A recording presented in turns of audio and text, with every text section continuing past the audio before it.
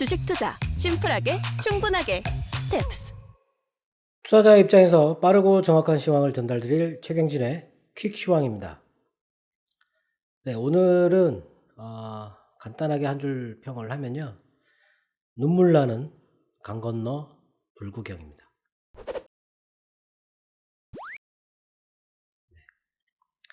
슬픈 불구경인데 일단 뭐 이번 주 내도록 전쟁 얘기만 하는 것 같은데 오늘까지 아마 하고 이제 경제에 대해서 얘기를 좀 해야 될 것 같아요.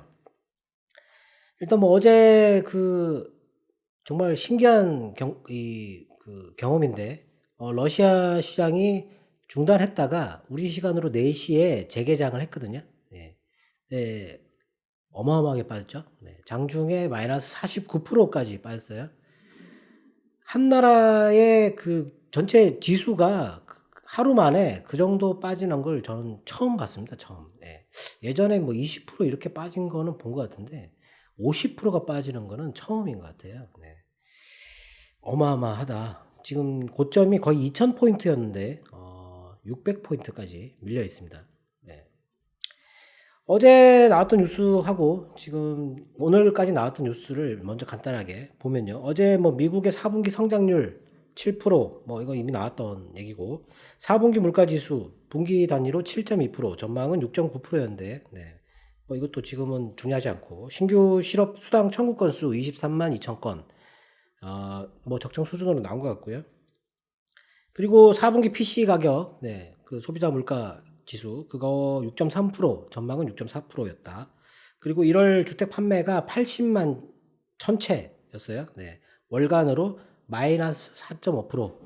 이게 이제 물량이 부족해가지고 지금 주택을 많이 공급을 못해가지고 이런 현상이 일어나고 있는 거거든요. 네.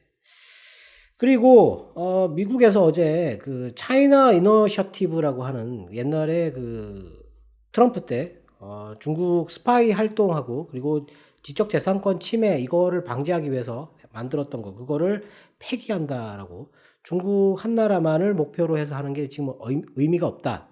이런 식으로 얘기를 했는데 이걸 조금 중국에 대한 제재를 지금 러시아에 집중하기 위해서 완화하는 게 아닌가 하는 네, 그런 얘기들이 돌았어요. 네. 그리고 영국 같은 경우는 러시아 은행을 전면 차단하겠다라고 얘기를 했거든요. 좀 강한 제재인 것처럼 보이는데, 핵심은 제가 보기에는 빠졌다, 이번 제재에서. 어제 미국 시장도 장중에, 어마어마하게 빠졌다가, 네. 하루에 미국 시장도 나스닥이 900포인트가 오르는 걸 처음 봤어요. 네. 정말 어마어마하게 올랐다. 3.5% 빠지고 3.5% 올랐다. 이렇게 생각하면 되는데, 고점, 그러니까 이달하고 지난달하고, 그러니까 올해 들어서만 나스닥의 하락률이 마이너스 20%예요. 보니까 코로나 때 나스닥이 -31% 정도까지 빠졌고, 18년도에 무역 전쟁할 때 그때도 13% 거의 15%가 안 되게 빠졌었는데 이번에는 20%가 빠졌어요. 네. 물론 금리 인상 긴축 얘기하고 전쟁 나고 이렇게 하니까 빠질 수는 있는데 하락이 너무 과도했다. 그리고 기다렸다는 듯이 대량 매수가 있었다라는 거죠. 근데 이게 이제 어제 국내 증권사들이 해석하는 걸로 보니까 이 제재 수위가 낮았다. 예, 그거에 안도해서 올랐다. 이런 식으로 얘기를 하는데 제재가 부족하긴 부족했어요. 핵심이 빠졌기 때문에. 네. 미국도 러시아 수출 통제를 한다고 했어요. 유럽도 마찬가지로 반도체 이런 거 핵심 기술 접근하는 거 이거 제한하겠다. 유럽도 금융 에너지 이런 거 다 수출 통제한다. 이렇게 얘기를 했고 대신에 제일 중요한 게 이 스위프트라는 거예요. 스위프트. 이게 뭐냐면 국제은행 간 통신협회 여기가 지금 200개국이 가입되어 있고 11,000개의 금융사나 기관이 이 거래를 하고 하루에 발생하는 게 4,200만 건 정도의 금융 결제 그런 게 일어나는 건데 이걸 차단해 버리면 사실 지금 이란하고 북한이 이게 지금 차단된 상태거든요. 그러니까 아무것도 못 하는 거예요. GDP를 한 5% 정도 이렇게 끌어내릴 수 있는 아주 강력한 뭐 제재 중에서는 핵폭탄과 같다 뭐 이런 얘기를 했는데 이게 빠졌습니다. 네. 유럽에서 반대했어요. 네. 유럽 다른 나라들이 피해를 많이 볼 수 있다. 그리고 이제 이게 지금 그 제재 항목에 에너지가 빠져 있거든요. 석유. 러시아의 석유가 빠져 있기 때문에 그것 때문에라도 이 스위프트를 제재할 수 없다라는 거죠. 네. 그렇다 그러면 뭐 지금 현재 제재안으로는 러시아의 GDP를 한 1% 정도 낮추는 정도 효과 그 정도다. 뭐 이렇게 얘기를 했어요. 네. 그리고 미 국무장관이 전쟁이 장기화될 수도 있다. 뭐 이런 식으로 얘기를 했는데 아까 아침에 이제 미국은 많이 올랐잖아요. 저점 대비해서 뭐 7%가 올랐으니까 뭐 나스닥 같은 경우 우리나라나 뭐 오늘 뭐 대만도 보시면 아시겠지만 반등이 강하지가 않았어요. 네. 제재가 있으니까 반도체 수출 금지한다 뭐 이런 얘기도 있고 제재가 있고 그리고 지금 현재 아직 전쟁이 끝나지 않았기 때문에 뭐 반신반의하는 거죠. 예. 근데 오늘 나왔던 그 뉴스는 벨라루스 쪽으로 이렇게 들어왔던 러시아군이 키예프에 32km까지 지금 접근해 있고 우크라이나 군은 이쪽에 드네프르 강이 있거든요. 예. 이쪽 강을 건너오는 러시아군을 막기 위해서 다리를 폭파했다. 이런 얘기를 했었고 우크라이나 대통령은 이런 이 전쟁을 중단하기 위해서 푸틴과 대화를 할 수 있다. 이렇게 얘기를 했어요. 지금 이제 미 국무장관 같은 경우는 아마 이거 키예프에 진입해가지고 현재 집권 세력을 몰아내고 친러 세력을 교체를 하는 정치권을 완전히 교체를 해버리는 그렇게 하는 게 목표가 아닌가 이렇게 보고 있는데 뭐 우크라이나 대통령이 무슨 얘기를 할지 일단 그 전에 전쟁이 일어나고 나서 바로 이제 푸틴하고 통화 시도를 했는데 푸틴이 전화를 안 받았어요. 네.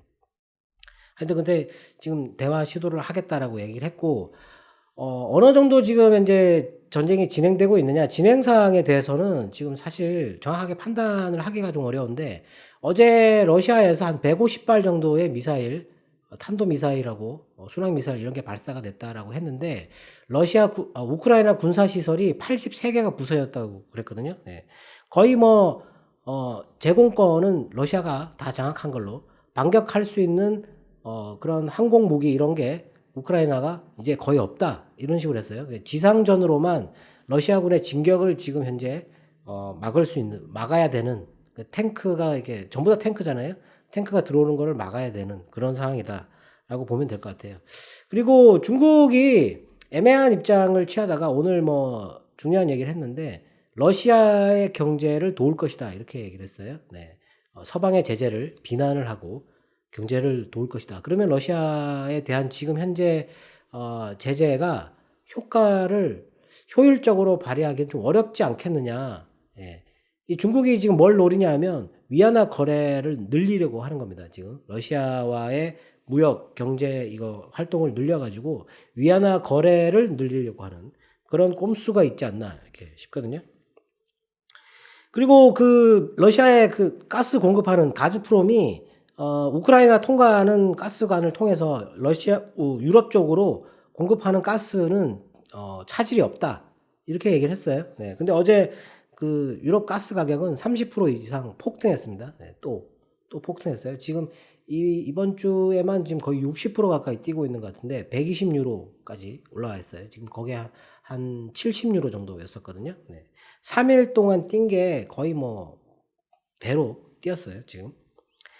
그리고 오늘 나왔던 거는 중국이 작년에 화력발전소 착공을 33기가와트 정도 했다고 하는데 이게 2016년 이후 최다치라고 합니다. 네. 그리고 오늘 네덜란드가 원전 지금 가동 수명 연장하는 거하고 그리고 추가로 2기를 더 짓겠다고 했는데 오늘 우리나라 시장에서는 풍력주들이 급등했죠. 네. 그러니까 가스 조달이나 이런 게 좀 에너지 쪽에 문제가 발생하니까 이 유럽 쪽에서 풍력이나 태양광, 원전 이쪽으로 좀 늘리지 않겠나 하는 그런 기대감으로 풍력주가 오늘 강세였다. 네. 그리고 어제도 밀이 많이 올랐어요. 네. 밀이 제일 많이 오른 것 같은데 5% 이상 뛰었거든요. 어제 하루만. 네. 오늘 우리나라의 곡물 자급률, 우리나라 지금 현재 1970년대 우리나라 곡물 자급률은 80% 정도였는데 이제 식생활이 많이 개선되고 뭐 그런 것도 있고 우리나라 농업 이게 규모가 많이 줄어들어 가지고 지금 현재 우리나라의 곡물 자급률은 20.2%, 작년에 비해서 0.8%가 또 떨어져 가지고 20.2%이고요. 우리나라의 사료 해외 의존도는 95%입니다. 95%. 예.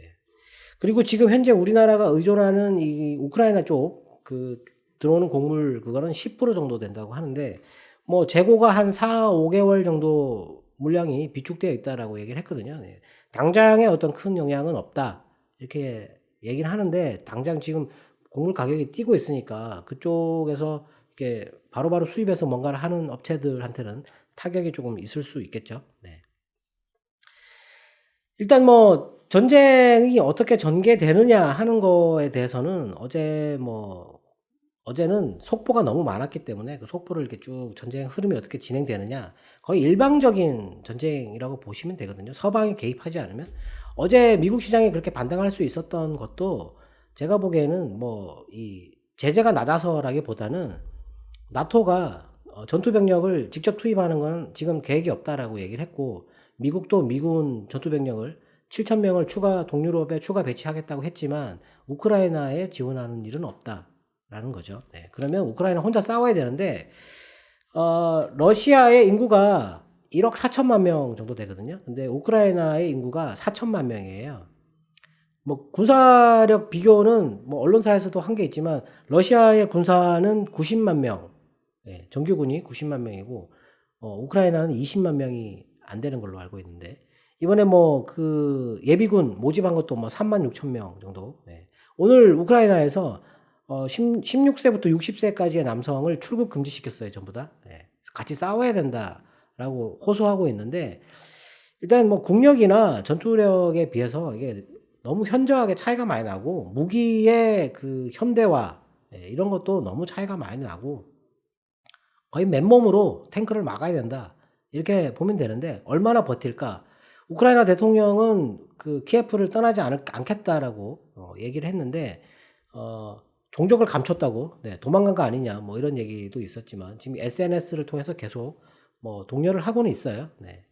근데 지금 이제 일방적이기 때문에 지금 거의 뭐 전쟁이 오래 가지는 않지 않겠나 이렇게 보고 있는데 게릴라전이라도 할 수 있으면 질질 끌 수 있거든요. 근데 국무장관이 어떤 의미로 장기화될 수 있다라고 얘기하는지는 모르겠지만 제가 보기에 뭐 오늘 새벽에 또 미사일 공격이 재개됐다고 했는데 사실 전투는 그렇게 뭐 오래 가지 않을 거라고 생각합니다. 다만 우크라이나가 이제 친러 쪽으로 이렇게 뺏기는 그런 상황이 될 거라고 생각하고 계속 서방에서는 비난만 하고 제재를 한다고 하는데 중국이 결정적으로 만일에 러시아 경제를 도와준다 그러면 그것도 효과가 별로 없을 것이다 라고 생각되고 그러니까 뭐 남의 일 보듯 하는 건 아닌데 비난만 하고 있고 그냥 손가락질만 하고 있고 말만 하고 있다라는 거죠.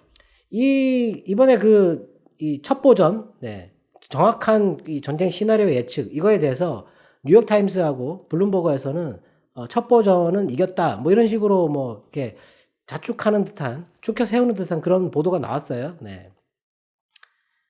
이건 잘못된 거라고 생각이 되는데 그렇게 예측할 수 있었으면 전쟁을 최대한 막았어야 되는 거죠.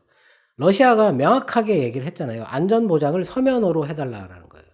조약으로 안전 보장을 해달라. 지금 나토가 동진한 거에 대한 거기에 대한 불만으로 러시아가 그런 걸 요구를 했고, 근데 그 내용을 공개하지 않고 일단 미국이 거부를 한 거죠. 거기에 대해서 뭐 이렇게 배치한 미사일이나 이런 거 빼라는 건데 못하겠다 뭐 하여튼 이런 식으로 얘기를 했겠죠. 그러고 나서 러시아가 이런 시나리오로 공격을 할 것이다라고 거의 뭐 확신에 찬 얘기를 했잖아요. 그러면 막으려는 그 최대한 노력을 했었어야 되는데 뭐 전쟁이 일어나고 나서 뭐 그런 제재하는 게 무슨 효과가 있겠습니까? 사람이 죽었는데. 네. 하여튼 뭐 거기에 대해서는 좀 잘못되지 않았을까 싶거든요. 좀 아쉬운 부분이죠. 그런 부분이. 예. 원래 이게 외교라든지 이 국제관계라는 게 자국의 이익에서 안 되는, 벗어나는 일에 대해서는 거의 참견하지 않습니다, 이게. 예. 정말 안타까운 부분이고, 미국인들이 지금 설문조사를 하니까, 미국이 주도적으로 이거를 해결해야 된다라고 설문 답변한 그 비율이 28%밖에 안 돼요. 미국은 항상 전 세계에서 일어나는 그 전쟁에 대해서 관여하지 말라. 미국인들은 그런 입장입니다, 항상. 예. 어제 나왔던 뉴스인데 우크라이나고 러시아인들 국민들에 대해서 설문조사 정도 뭐 한 1,000명 이렇게 상대로 해가지고 설문조사를 했는데 러시아인들이 이 나토 동진에 대해서 반발하는 그 무력 제재 여기에 동참을 50%가 동참을 했어요. 찬성한다고 얘기를 했고 우크라이나를 병합하는 데 대해서는 거의 찬성을 안 했습니다. 예, 찬성을 안 하고 러시아인들은 우크라이나가 러시아 땅이라고 생각을 한다고 얘기를 했고 우크라이나인들은 아니다라고 얘기를 하고 있는 거죠. 예. 참 안타까운 부분인데 역사적으로 뭐 어떤 그런 역사가 있지만 그렇게 생각한다 그러면 뭐 우리 땅이 아닌 데가 어디 있습니까? 예, 그렇죠? 하여튼 그런 데 대해서 좀 서방이 좀 책임감을 가지고 그리고 전쟁을 빨리 끝낼 수 있는 그런 어떤 얘기를 해야 된다. 그게 지금 현재 시장에서 가장 필요하고 중요한 건 경제인데 유가가 과연 떨어질 것인가. 어제 장중에 $100를 넘어섰어요. 근데 유가를 끌어내릴 수 있는 요인은 유가의 공급이 원활해야 된다는 거죠. 원유의 공급이. 예. 근데 지금 현재 그 제재 안에서 포함시키지 않는다고 했으니까 그거하고 크게 상관은 없을 것 같은데 일단 뭐 러시아 은행들 제재하는 거랑 뭐 다른 뭐 수출 통제 이런 거하고 상관해 가지고 러시아에서 에너지를 공급받는 게 상당히 많이 줄어들 거다. 그걸 어디서 조달해야 되느냐. 지금 현재 가스는 미국에서 조달을 하고 카타르에서 조달을 한다고 얘기를 했죠. 그리고 원유 같은 경우도 비축유 방출을 한다고 했지만 그거 가지고는 사실 그건 뭐 일시적인 그런 거고 중요한 거는 이란인데요. 이란의 핵 협상이 어떻게 진행되느냐. 무려 지금 9번을 만나서 거의 뭐 합의에 도달했다라고 얘기를 했지만 가장 어려운 부분을 지금 협상하고 있다. 예. 이란에서는 지금 우크라이나 사태를 보고 좀 유리하게 얘기를 하려고 하겠죠. 근데 이스라엘이 이란의 핵 협상을 반대하거든요. 결사 반대하고 있어요. 근데 이스라엘이 최근에 이 중동 지역에 있는 나라들하고 우호 조약을 맺고 있어요. 예. 그런 일이 한 번도 없었잖아요. 네. 우호 조약을 맺고 있는데 뭐 그런 거를 통해서 유가를 끌어내릴 수 있는 어떤 그런 요인이 발생하지 않을까 하는 그런 기대감은 있어요. 예. 지금 뭐 이 운용사들이 $120, $150 전망은 하고는 있지만 제가 보기에는 유가가 지금 현재 상황에서는 그렇게 뛸 여지는 없지 않겠는가 하는 생각이고 만일에 이란의 핵 합의가 도출된다 그러면 유가는 크게 떨어질 수 있다.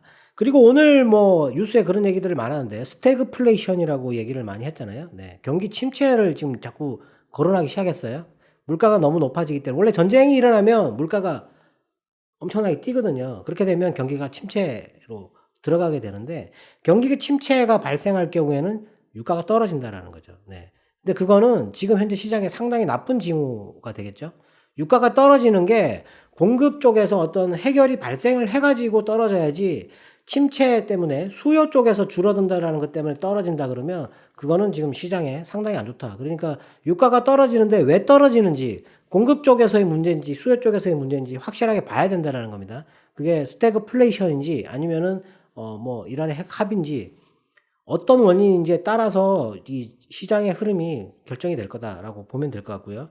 그리고 스태그플레이션 얘기를 하면서 지금 현재 연준 중앙은행의 금리 인상이 기존 정책대로 계속 진행이 될 건가라는 데 대해서 어제 그 알리안츠 미국의 알리안츠의 수석 전략가였던가요? 하여튼 그 사람은 3월에 0.5% 인상은 없어졌다. 사라졌다. 책상 위에서 사라졌다고 얘기했고 금리 7의 인상도 사라졌다라고 얘기를 했어요. 네. 물가가 뛰고 전쟁 때문에 물가가 뛰고 그것 때문에 소비가 줄어드는 거에 대해서 우려하기 때문에 그렇게 강하게 금리를 올릴 수 없다라고 얘기를 했고 연준 위원 2명도 메스터하고 다른 분인데 하여튼 그 두 분이 나와가지고 그런 얘기를 했어요. 네, 일단은 지켜봐야 된다. 우크라이나 사태에 대해서 유가라든지 뭐 이런 거 물가라든지 이런 거 흐름을 지켜보면서 결정을 해야 된다라고 했어요. 지금 올해 유럽 중앙은행과 연준의 입장은 데이터에 근거해서 움직이겠다라는 건데 그거를 지켜보는데 시간이 좀 걸릴 것이다. 다만 지금 현재 미국채 금리가 어제 장중에 이제 공격이 시작되고 주가가 폭락하면서 미국채 금리가 1.86까지 빠졌었거든요. 그게 지금 현재 1.99까지 다시 올라오긴 했는데 미국채 금리의 스프레드가 장단기 금리 스프레드가 지금 0.4%를 하회하기 시작했어요. 네. 근데 이게 이거보다 더 줄어들게 되면 침체 얘기가 나오게 되는 거죠. 네. 어느 정도 선이냐, 뭐 그걸 정확하게 짚어내기는 좀 어렵겠지만 제가 보기에 일단 지금 0.4가 좀 어떤 경계 수위지 않을까. 0.4 위에 있었거든요. 근데 0.4 밑으로 떨어졌어요. 네. 오늘 올랐는데 0.4를 회복을 못 했거든요. 이 0.4%를 넘어서야 침체 얘기가 줄어들지 않겠는가. 근데 그거를 줄어들게 하기 위해서는 금리를 지금 급작스럽게 올린다면 2년물만 뛰는 거잖아요. 그럼 더 줄어드는 거죠. 네. 그렇게 되면 침체에 대한 우려가 시장에 확산되기 때문에 그거는 하지 않지 않겠느냐 하는 거죠. 네. 그러면 장기 금리를 올려야 되는데 어제 보니까 그 10년 기대 인플레이션 그게 2월 18일자까지는 2.41이었어요. 근데 어제 보니까 2.5를 넘었더라고요. 네. 공개되지 않다가 갑자기 공개됐는데 2.5를 지금 최근에 2.4 부분에서 계속 횡보를 하고 있었거든요. 2.5로 뛰었다라는 거죠. 그 기대 인플레이션을 끌어내리는 일을 연준이 해야 된다라는 거죠. 예. 장기물을 끌어올려야 돼요. 지금 장기물 금리를 끌어올려가지고 스프레드를 벌려야 되거든요. 예, 그거를 하려면 뭘 해야 되냐? 직접적으로 영향을 줄 수 있는 게 연준의 자산 대차 대조표를 줄여야 된다라는 거죠. 근데 그걸 하려면 지금 당장 한다고 얘기를 안 했거든요. 예. 근데 스프레드가 자꾸 줄어들면 할 수 있다라고 봐야 되는데 뭐 전문가들 얘기는 뭐 7월 정도 예상할 수도 있고 뭐 4월에 빠르면 4월에 할 수도 있다 뭐 이런 얘기를 하는데 그게 일단 시장에 조금 부담은 줄 수 있어요. 근데 지금 현재 금리 인상에 대한 어떤 부담은 조금 줄어들지 않았을까? 예. 일단 전쟁의 경과를 좀 봐야 되고 그리고 가장 중요한 자산은 유가거든요. 예. 유가의 흐름을 좀 봐야 된다. 무슨 요인으로 움직이는지 봐야 된다. 그게 제일 중요하다라고 생각됩니다. 그리고 다른 뉴스는 테슬라가 그 중국 공장을 추가로 상해에다가 건설할 계획이다 이런 얘기를 발표를 했어요. 그래가지고 오늘 전기차 관련된 배터리 관련된 주들이 크게 다 올랐죠. 네, 올랐고 지금 전기차가 2020년도에 340만 대가 팔렸다가 2021년도에 630만 대가 팔렸어요.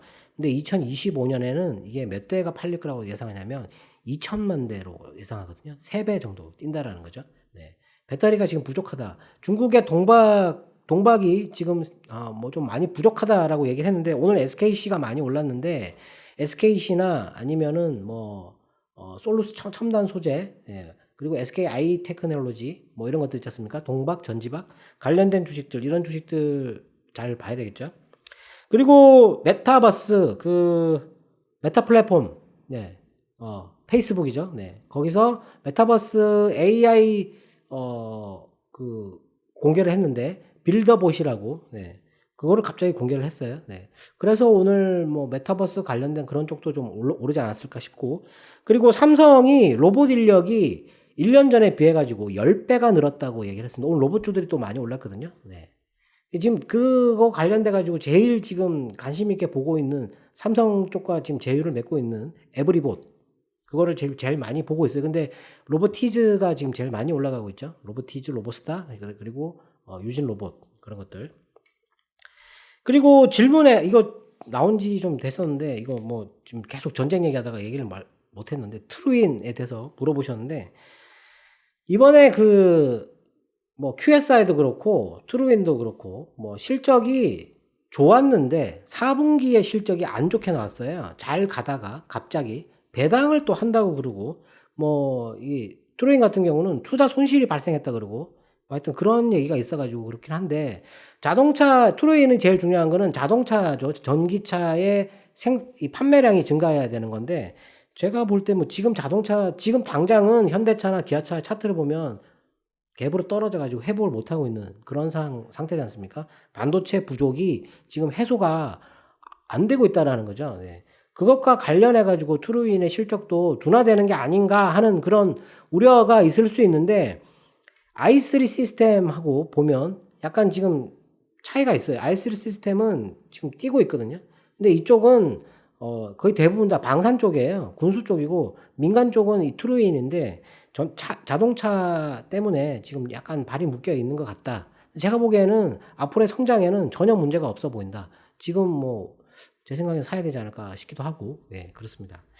하여튼 반등은 나오는데 오늘도 가만히 보면 뭐 이렇게 5일선을 뚫고 올라가는 주식이 그렇게 많지 않아요. 지금 최근에 계속 이렇게 지지부진한데 제가 이거 이평선에 붙어가지고 3일에서 5일 안에 못 뛰면 떨어진다고 말씀을 드렸잖아요. 근데 어제 또 마침 떨어져 버렸어요. 네, 떨어져 버렸는데 반등이 나왔잖아요. 너무 밑으로 이게 떨어지기보다는 이제 반등 시도를 할 건데 이평선을 넘으려면 호재가 있어야 된다라는 거죠. 호재가. 예. 지금 호재를 기대할 수 있는 게 몇 개가 있잖아요. 근데 그거를 지금 빨리 전쟁이 끝나는 게 일단 제일 중요하겠죠. 예. 뭐 그런 호재가 있으면 뚫고 올라간다. 그리고 러시아에 진출해 있는 우리나라 건설사 현대 엔지니어링 그리고 삼성 엔지니어링 그리고 DLENC 러시아 쪽에 진출해 있기 때문에 크게 문제는 안 되는 것 같고 오늘 뭐 어제 실적은 대덕전자가 실적 발표를 했는데 엄청나게 좋게 나왔었죠. 네. 그리고 오늘 하나 에어로스페이스도 뭐 실적이 나쁘지 않은 것 같고 제노코가 오늘 많이 뛰었어요. 누리호가 8월 달에 2차 발사를 한다고 했는데 뭐 오늘 우주항공 쪽도 많이 올랐던 것 같은데 그쪽도 나쁘지 않다. 예. 전체적으로 보면 오늘 코스피를 외국인이 팔았거든요. 예. 팔았고 선물도 관망을 계속 하고 있는 거의 뭐 한 1000계약에서 2000계약 사이에서 그냥 이렇게 맴돌고 있는 지금은 적극적으로 매수를 하는 때는 아니에요. 우리나라 시장은. 대만도 마찬가지지만 왜냐하면 미국 시장처럼 장중에 그렇게 급락을 했다가 올라오는 싸다. 현금 들고 있는 사람들이 막 달라붙어서 살 수 있는 그런 때가 아니에요. 지금 아시아 쪽은. 그리고 수출 러시아의 제재의 영향을 또 봐야 되거든요. 네. 그래서 관망을 하는 것 같다. 근데 오늘 코스닥은 많이 샀어요. 3,500억 정도 외국인이 샀거든요. 지금은 많은 전문가들이 대형주, 배당주 뭐 이런 거 자꾸 얘기하는데 제가 생각할 때는 그게 아니다라는 중소형주를 사야 되고 기술 관련된 미래 기술 관련된 지금 로봇 메타버스 그런 게 또 움직이잖아요. 네. 하여튼 그런 쪽으로 좀 관심 있게 봐야 되지 않을까 싶습니다. 네. 시황은 이 정도로 마치고요. 바람은 전쟁이 빨리 끝나는 것밖에 없을 것 같습니다. 네. 다음 주에 찾아뵙도록 하겠습니다. 감사합니다.